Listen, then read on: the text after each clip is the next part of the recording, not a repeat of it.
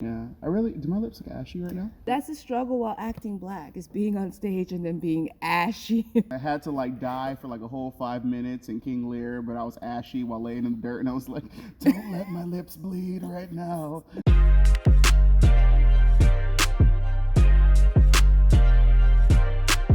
My name is professionally Khalif J. Gillette. My name is Yetunde Felix-Ukwu, professionally and otherwise. And you want to tell them how to pronounce it? Oh, if you are watching this from Nigeria, my name is Yetunde Felix-Ukwu.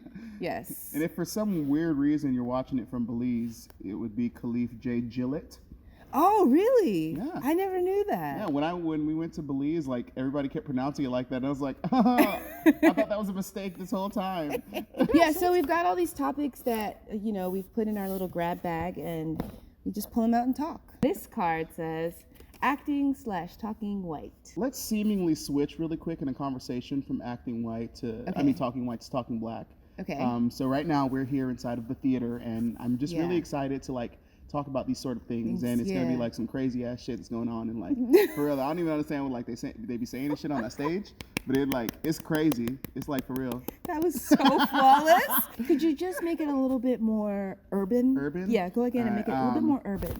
So yeah, they was down there doing that. I don't know why with the Mississippi. I want to see if you can sound just a little bit more ethnic. Ethnic. Yeah, could you sound just a little bit more ethnic? Back your ass up, homeboy, or I will fire your shit off. Oh, is that how it's done? I was just trying to think of all the ways we've been told to act black or sound black. There's a really good movie that people like. It's very underrated called Carmen, a hip opera. And that's with Beyonce Knowles and Mekhi Phifer, is it? There's a part where she's like auditioning for something in LA, and the white lady's like, could you do it more urban? And then Beyonce was like, urban? But to speak to acting or talking white, I actively remember making the choice to not use African American vernacular English, because I would try and it didn't feel natural on my tongue. It's not what we sounded like at home, and we sounded completely different at home. My mom and dad are very Nigerian. I couldn't do it without thinking about it, but I could talk the way that I talk now without thinking about it. So I was like, I think I'm just going to talk the way I talk. And I remember them unleashing on me that I talked white. Who you think you are? You talk white. Why you talk like that? For real, you African. But it was just like, this is just naturally how I sound. I'm not imitating anyone. And if I actually sounded or tried to talk like what you want me to talk like, I would be imitating you. Yeah. It literally defines who you get to hang out with. The way I'm talking now equals a higher level of intelligence, and using African American vernacular is a lower intelligence. So to black people, it's like, you think you're smarter than me because you talk like that?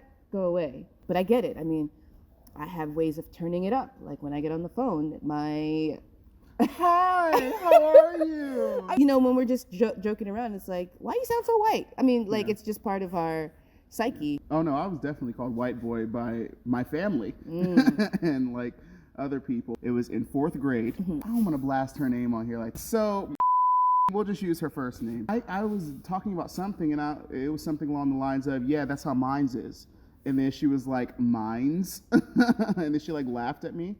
And like I had just like went silent, and from that moment on, it was very much about like trying to get my grammar right and trying to like be smart about the choice of words I use. And I've had people say things like, you should thank your mother for getting you out of that environment that you were living in, because now you speak like you are intelligent. And I know some people who they are some of the most intelligent people that I know, but their tongue almost can't keep up with their brain. Yeah, I've met some hyper intelligent people who speak maybe 3 languages, and so they don't speak well because their brain is thinking in 3 different languages, and they struggle to figure out which word to say. I do understand being an eloquent speaker. I've been told that I'm an eloquent speaker, not because of the whole acting or sounding white thing, but just like, oh, you choose good words, good vocabulary, I guess it would be.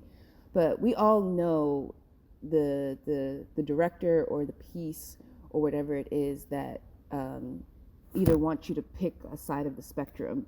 But then we've also experienced roles where African Americans are playing it and they sound too white for the role. And we just didn't believe them. It's like a toolkit that you develop over time. You have to be able to like speak in the grammatically correct, however you want to say it, way. But then also you need to have your blaccent in your toolkit so that you aren't limited on what parts that you can play. Yeah, I didn't develop my blaccent. I didn't get my black card until about like my freshman year. Every time I started a new school, it was like permission to rediscover a new side of myself. Yeah, So when I went know to my that. first year in undergrad, I was like, all right, bet. This is what we about to do. All right, about to be real black. Hi guys.